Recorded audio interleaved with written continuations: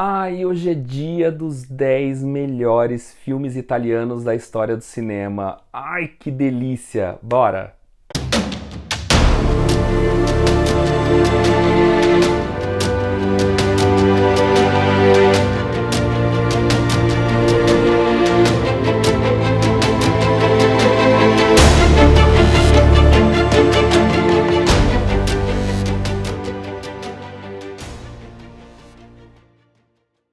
Gente, fazer uma lista dos 10 melhores filmes italianos da história do cinema é quase uma missão impossível, porque a Itália, como você sabe, e não estou falando isso pela origem da minha família, por ser parte um pouco da minha cultura, a Itália é um dos melhores lugares onde se faz cinema no mundo, um dos lugares dos primeiros épicos, o lugar onde nasceu o neorrealismo italiano, o maior movimento cinematográfico de todos os tempos. Bom, eu não vou parar de falar e vamos direto para a lista, que foi dificílima de fazer. Eu começo a minha lista com o meu diretor favorito atual, Paolo Sorrentino, A Grande Beleza, que amealhou um monte de prêmios em festivais. Quando sono arrivato a Roma, a 26 anni, sono precipitato abbastanza presto, quasi senza rendermene conto. Esse filme, como o próprio nome diz, mostra a beleza do cinema italiano e é um herdeiro direto do estilo de filmar do Federico Fellini. Eu cito como referência, inclusive, direta do A Dolce Vita do Fellini. E é a história de um personagem, de um homem, que não consegue ter satisfação. Ele está o tempo inteiro entediado, melancólico com a vida, embora envolto de grandes pessoas, de grandes acontecimentos e de grandes cenários maravilhosos. É um filme que vai questionar o seu olhar, a sua relação com o mundo quando você chega numa certa idade, a melancolia em si. É um deslumbre a obra. Fotograficamente impecável pelo Luca Bagazzi, é assim, dos enquadramentos aos movimentos de câmera, aos cenários, é de encher os olhos a grande beleza. Em nono lugar está o ganhador do Oscar, um dos Oscars da Itália de melhor filme estrangeiro, o Cinema Paradiso, do Giuseppe Tornatore.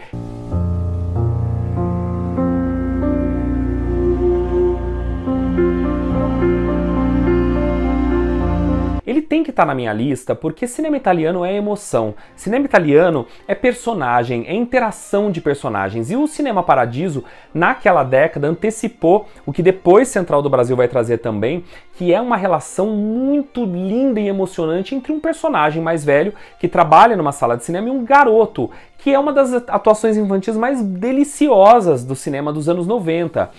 O forte do Cinema Paradiso é não só essa interação, a relação desse funcionário do cinema com o garoto, o dia a dia, da simplicidade, da relação deles na sala, mas também tudo ambientado numa trilha musical do Ennio Morricone que é de emocionar. Cinema Paradiso traz aquele filme fofinho, delicioso, de que você quer apertar os personagens, e que isso também é maravilhoso no cinema. Em oitavo lugar está Ladrões de Bicicleta, do Vittorio De Sica, um dos mais potentes filmes do neorrealismo italiano.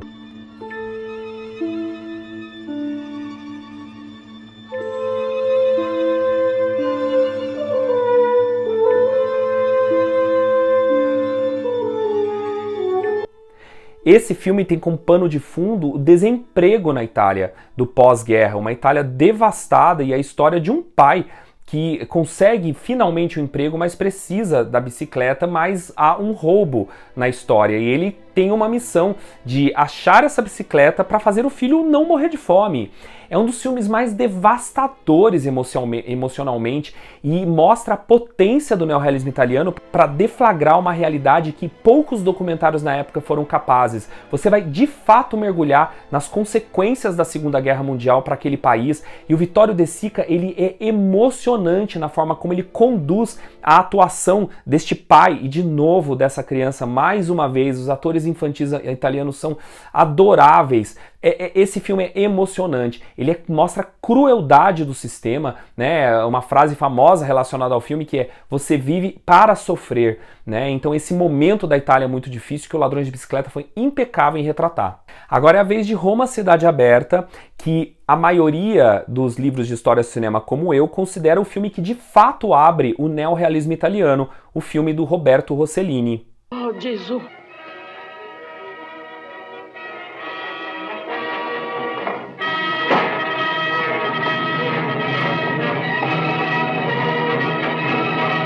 Sim, houveram outros antes, como Obsessão, que tem traços já do neorrealismo italiano, mas nenhum teve um impacto tão grande para se começar um movimento cinematográfico como Roma, Cidade Aberta, que fez um barulho no Oscar, fez um barulho em Cannes e conta a história de um fugitivo da ocupação nazista que é ajudado inclusive por um padre.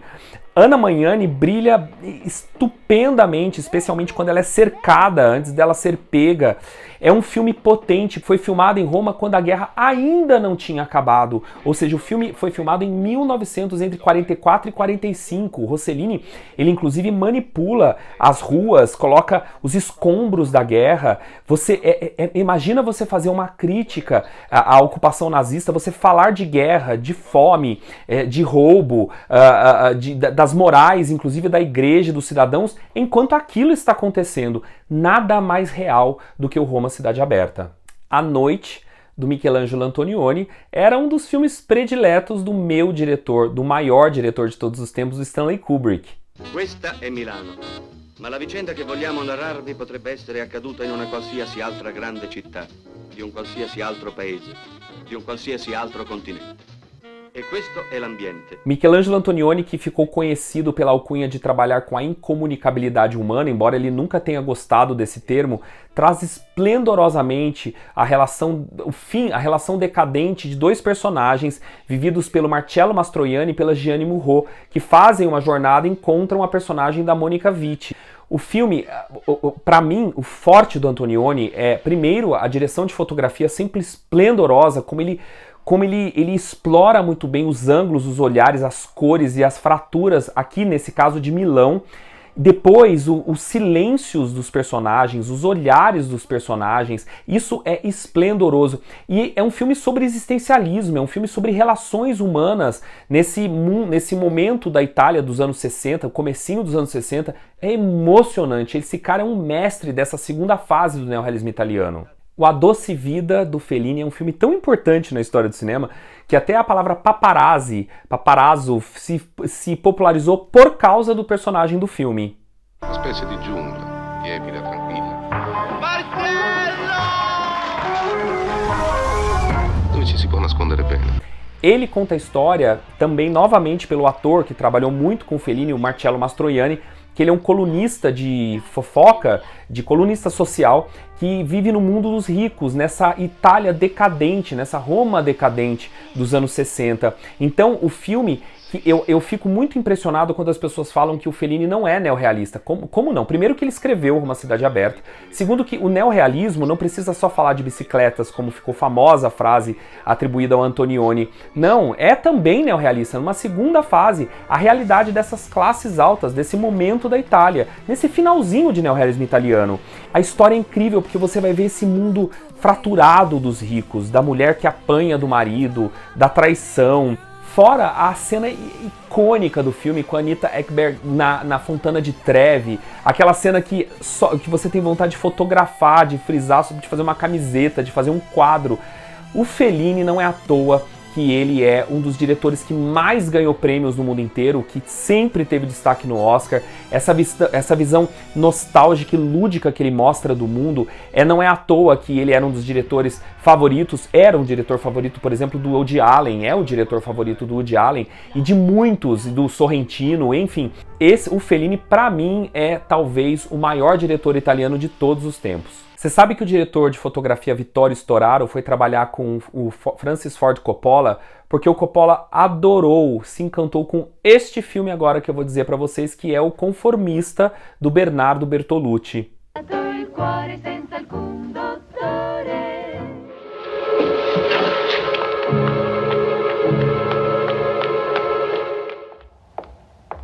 L'ufficio del capo gabinetto. O Conformista é ambientado na Itália do Mussolini e conta a história de um jovem que se voluntaria para fazer parte do partido fascista.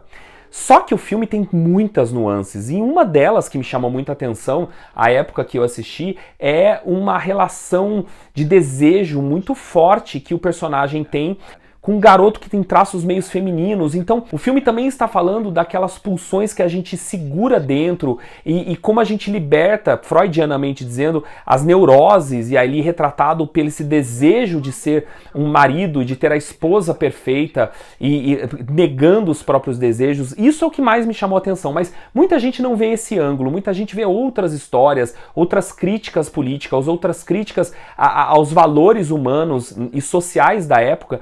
E se nada disso te encantar, a fotografia do Storaro, as cenas internas daqueles palácios, daqueles lugares, do manicômio, olha, veja numa TV enorme, numa resolução ótima, porque é uma fotografia para se ver no cinema, hoje infelizmente não dá. Então aproveite visualmente esta obra. Um dos grandes herdeiros do neorrealismo italiano, um dos meus diretores favoritos, o Pier Paolo Pasolini, aqui traz Teorema. Que obra-prima esse filme do diretor.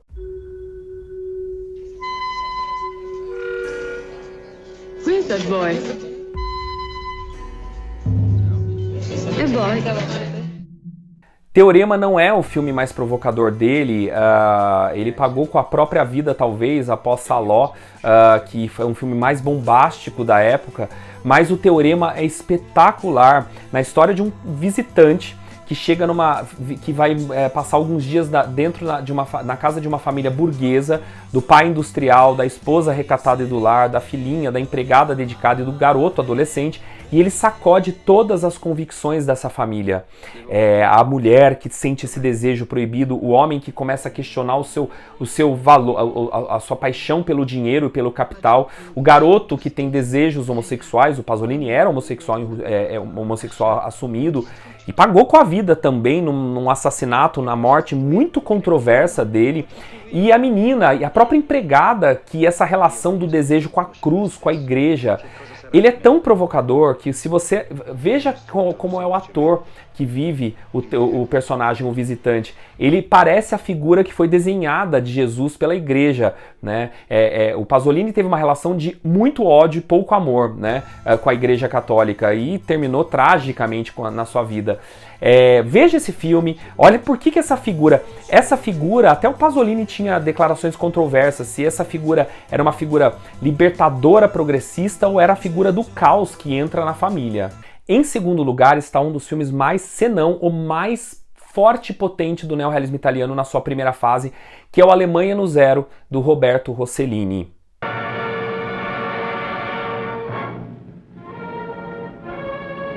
Hanno anche 50 grammi di margarina. Che sta carta di lavoro? Ce l'ho la carta, Dov'è? ma l'ho dimenticata a casa. Non è vero. Esse filme que eu uso muito em sala de aula porque ele é didaticamente perfeito para ilustrar todas as características do neorrealismo italiano. Esse filme o Rossellini vai filmar no verão de 47, na Berlim destruída, e o recorte da realidade que ele vai fazer é mostrar a situação das crianças alemãs que sobreviveram à guerra. Ele vai escalar um garoto chamado Edmund, que vai viver um menino chamado Edmund. Então, né, trabalhar com atores amadores era uma característica muito comum no neorrealismo italiano.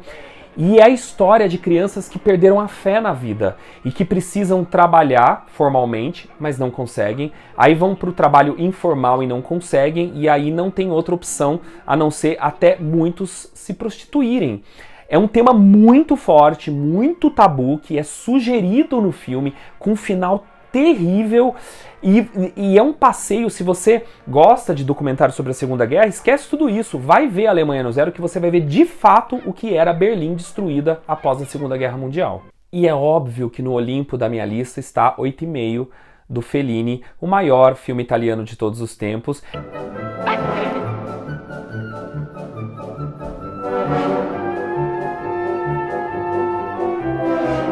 Definitivamente. E é um filme que é obrigatório para quem é estudante de arte, porque é um filme que fala sobre cinema. Novamente trazendo Marcello Mastroianni como um diretor que entra em crise de criatividade, entra em crise pessoal. Ele chega no set e não sabe o que fazer, envolvido com uma crise de ansiedade também.